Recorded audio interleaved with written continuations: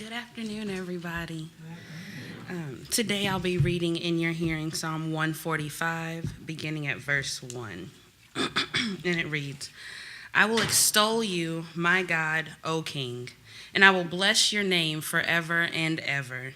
Every day I will bless you, and I will praise your name forever and ever. Great is the Lord, and highly to be praised, and his greatness is unsearchable. One generation shall praise your works to another, and shall declare your mighty acts. On the glorious splendor of your majesty, and on your wonderful works I will meditate. People shall speak of the power of your awesome acts, and I will tell of your greatness. They shall eagerly utter the memory of your abundant goodness, and will shout joyfully of your righteousness. The word of God for the people of God. When I was talking to Sean about this earlier, when I was younger, sometimes I would watch stuff on television, kid shows, and I would try with those kids on their parents on my mama. And I remember one time, one of the shows I watched, the kids really wanted like a new bike or a new puppy, and so they thought, I definitely haven't behaved well enough to get this, so I'm gonna have to do some stuff. And they would butter up their parents, and they would do little things like they would walk into the room with their mom or dad in there and be like, hi mom, hi dad, I love you. And the parents naturally like, what do you want? And I remember thinking, well, will my mom do that, or will she just accept it? And so little old Syeeda, I walked into the room and thought, I'm going to try it on her. And I was like, hi, Mom. Hi, Mom. I was like, I love you. She looked at me and was like, girl, what do you want? And who knows, at the time, it was probably a puppy or a pony or a princess tiara, because those never go out of style. See, there we go. But I remember, the more I did that when I was growing up, it was never really authentic on her end. Because anytime I said, Mom, I love you, she was always saying, what do you want? And so I had to realize that my mother was worthy of worship beyond what I wanted. And so today I want to talk to you about the one who is worthy of worship. In Psalm 145, David has nothing but good things to say about God, but that was not always David's story. We know the whole history of David. He was a warrior. David was a fighter. He was on the run, like the On the Run tour with Beyonce and Jay. He was on the run from Saul, and he needed help from the Lord. And so David was constantly making requests to God. In Book 5 of Psalm, there's this culmination of David's request, David's praise, and David's prayers that intermingle with one another, and it's never a full worship, and it's never a full need, but it's always intermingled. So in Psalm 140, David says, deliver me, O Lord, from evildoers. Protect me from those who are violent. O Lord, my strong deliverer, you have covered my head in the day of battle. Psalm 141, I call upon you, O Lord. Come quickly to me. Give ear to my voice when I call to you. Let my prayer be counted as incense before you, and the lifting of my hands as an evening sacrifice. Psalm 142. I cry to you, O Lord, I say, you are my refuge, my portion in the land of the living. Give heed to my cry, for I am brought very low. Save me from my persecutors. Are you seeing where I'm going? David gives praise, but he also has a prayer. Psalm 144.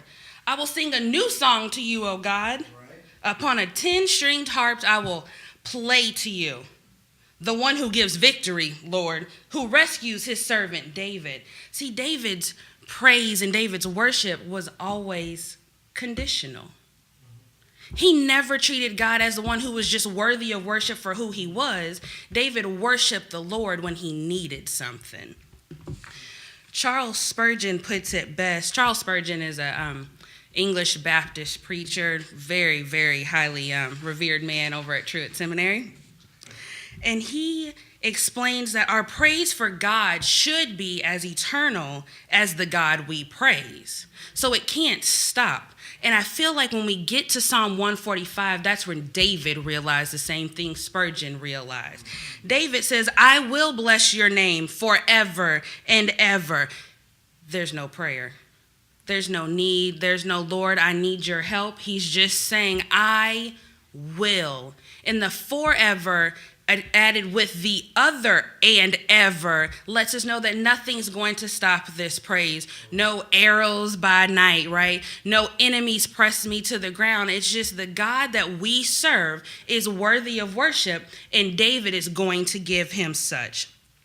David even uses these pronouns to make it personal. A king, the one who has many people at his dispense, they can go and do at any beck and call. They can send messages and bring him things. But he decides, no, I will bless the Lord. Will you bless the Lord? In Psalm 145:3, David realized that the whole nature of God is great. And this is why David says, great is the Lord. Not great is your protection, not great is your provision, not great is you being on time. Like, oh, great, Lord, I need a reimbursement check, so I got to order these books. The class starts on Monday. Not great. Oh, Lord, somebody just bless me at church with a little love. You know, I love a love handshake. They'll just bless the Lord, right? David's saying, great is the Lord, period. Because he is worthy of worship. Not sometimes, not some of him, not in just different circumstances, not on Sunday, but then Monday through Saturday, we don't consider him worthy. David says, forever and ever I will bless his name. And so we have to realize that Psalm 145, it introduces us to a new David who has now realized this message. And so as we continue to follow the words of David, he begins to include others in this praise. It goes from him by himself realizing God is worthy to now saying, I'm going to make this decree around the land. He says, one generation shall praise your works to another and shall declare your mighty acts. He's saying there needs to be a tradition of worship. That when the people before us pass away, that the praise doesn't pass away. When the old saints leave church, testimony service doesn't leave church. The hymns, now I grew up Kojic, this was a new thing for me when I got to Truett, and I was like, if we grab this hymnal one more time, I just wanted somebody to bust out in song and everybody around them, you just pick up and you start clapping, you know. That's what I wanted. But regardless of what it was, they need to maintain. God was worthy of worship when our ancestors came over on the slave boats. It was worthy of worship when they sat at the counters and were hit and pushed and spit on. That God is still worthy of worship as Black Lives Matter march around the streets and people protest and statues still stand and buildings are still named with people who never really cared about me being there and getting an education. God is still worthy of worship today. God is worthy of worship on the mundane days. When you wake up and don't talk to anybody, God is worthy of worship. And when those days string together, right? There's been no big blessing. There's been no love handshake. The bill came and is due and is past due.